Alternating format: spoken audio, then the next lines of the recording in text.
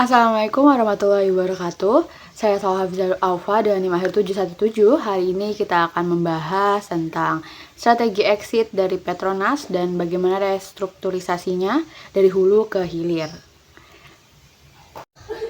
Kalian pasti tahu dong kalau di Indonesia itu ada namanya Pertamina. Nah, saudara kita itu juga punya yang gak kalah besar, yaitu Petronas.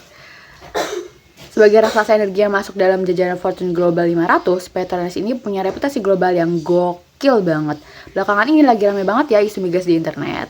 Banyak netizen yang bilang, duh coba Petronas buka di Indonesia, buka SPBU-nya di Indonesia gitu. Padahal sebenarnya Petronas itu udah pernah buka SPBU-nya di Indonesia di tahun 2005 sampai 2006. Lalu terus berdiri sampai 2012, lalu tutup.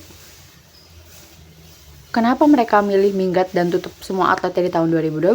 Apakah karena nggak laku atau ada strategi besar di baliknya? Jadi di video tes ini, aku bakal bedah tuntas perjalanan Petronas di Indonesia mulai dari ambisinya di sektor hulu sampai di hilir. Oke, Petroleum Nasional Berhad atau Petronas adalah perusahaan energi dan solusi global milik negara Malaysia yang didirikan pada tahun 1974. Sebagai perusahaan Fortune Global 500, Petronas memiliki jam operasional di lebih dari 100 negara. Mereka punya visi yaitu to be leading oil and gas multinational of choice. Lalu misinya adalah we are a business entity, petroleum is our core business, our primary responsibility is to develop and add value to this national resource. Our objective is to contribute to the well-being of the people and the nation. Udah berkali-kali disinggung sebelumnya, Petronas ini udah melakukan operasi di 100 negara.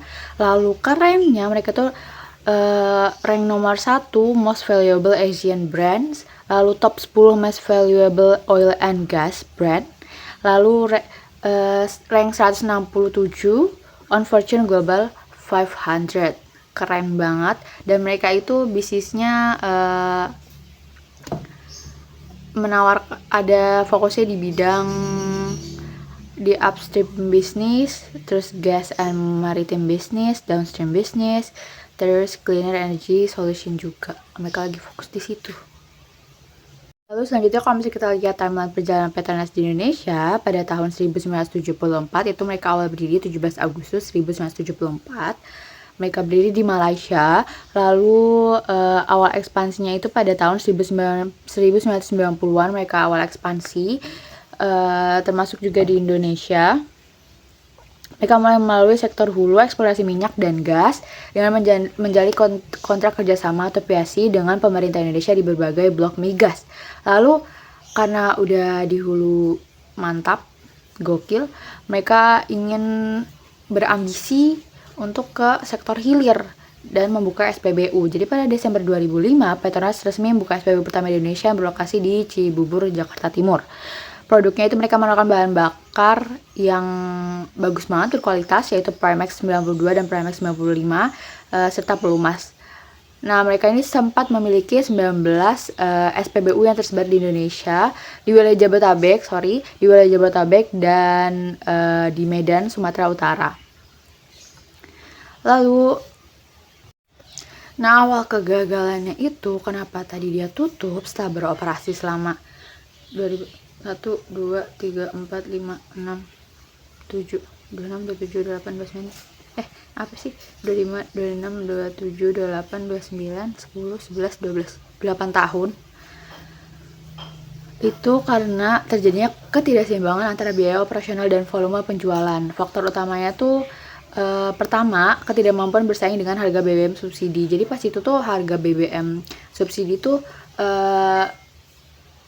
masih murah banget gitu, masih disubsidi gitu dan masih masif. Sementara Petronas itu cuma bisa menjual yang non subsidi, jadi harganya tuh nggak bersaing. Walaupun kualitasnya tinggi, tapi masyarakat at the time itu bakal lebih milih Shell dengan kualitas yang jelas. Kalau misalnya nyari kualitas, mereka bakal milih Shell karena kualitasnya jelas tinggi. Tapi kalau misalnya nyari yang murah, mereka bakal ke Pertamina. So, Petronas tuh di tengah-tengah yang orang-orang tuh masih abu-abu kayak gitu. Walaupun kualitasnya tuh bagus banget yang ditawarkan. Lalu juga kedua, terbatasnya jaringan SPBU yang membuat aksesibilitas rendah bagi pelanggan. Maksudnya dibanding Shell, dibanding Pertamina, Petronas tuh SPBU-nya hanya ada beberapa, yaitu ya beberapa aja, dan itu tuh diapit atau mepet sama Pertamina kayak gitu lokasinya. Jadi orang-orang at the time bakal lebih milih Pertamina karena disubsidi, karena harganya murah gitu. Yang ketiga, perubahan strategi global Petronas yang mulai beralih dari model bisnis rendah margin ke model bisnis tinggi margin. Eksplorasi hulu. Nah, terus juga ini tuh berpengaruh dari budaya, yaitu pada saat itu ada sentimen masyarakat Indonesia terhadap masyarakat Malaysia yang mengklaim-klaim kayak klaim rendang, klaim batik, kayak gitu, sehingga ada sentimen-sentimen dan yuk boikot Malaysia, yuk boikot produk Malaysia, kayak gitu. Terus akhirnya mereka menutup SPBU-nya pada tahun 2012. Itu merupakan keputusan strategis untuk melakukan cut loss terhadap unit bisnis yang terus mencatatkan kerugian finansial.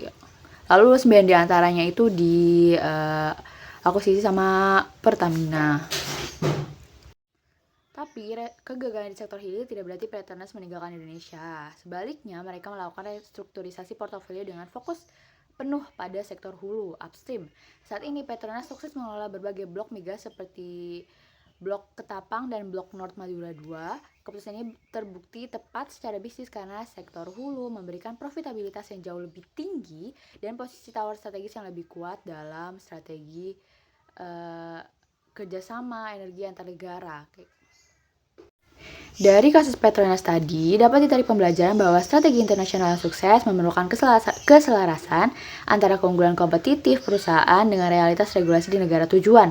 Perusahaan global tidak boleh meremehkan kekuatan intervensi pemerintah dalam bentuk subsidi. Selain itu, keputusan untuk melakukan strategic exit bukanlah sebuah kekalahan total, melainkan bentuk adaptasi manajemen untuk mengalokasikan sumber daya ke sektor yang memiliki keunggulan komparatif lebih besar. Nah, setelah penjelasan tadi, teman-teman, menurut kalian apakah Petronas akan membuka SPBU lagi di Indonesia ataukah mereka udah trust issue? Karena ada beritanya loh, kayak petinggi Petronas bilang kayak mereka tidak mau membuka SPBU lagi di Indonesia gitu. Tapi melihat permintaan yang ada, apakah mereka akan tetap pada omongannya? Karena kan udah sendiri lebih enak ya.